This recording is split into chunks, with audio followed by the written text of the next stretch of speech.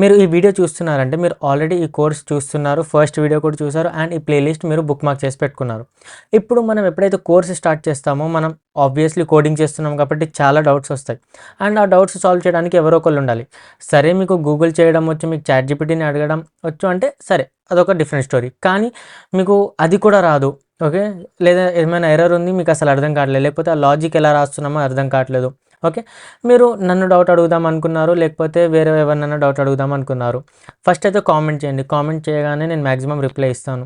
లేదు అంటే డిస్క్రిప్షన్లో ఒక వాట్సాప్ గ్రూప్ లింక్ ఉంది, ఆ లింక్ జాయిన్ అయిపోండి. ఓకే, ఆ వాట్సాప్ గ్రూప్లో ఏంటంటే మనలానే చాలామంది ఉన్నారు ఎవరైతే కోడింగ్ నేర్చుకుంటున్నారు, వెబ్ డెవలప్మెంట్ కానీ ఏదో ఒక కోడింగ్ రిలేటెడ్ చేస్తున్నారు. ఓకే, సో వాళ్ళతో పాటు మీరు జాయిన్ అయిపోతే వాళ్ళతో కలిసి మీరు ప్లాన్ చేయొచ్చు, మనం కలిసి చేద్దామని.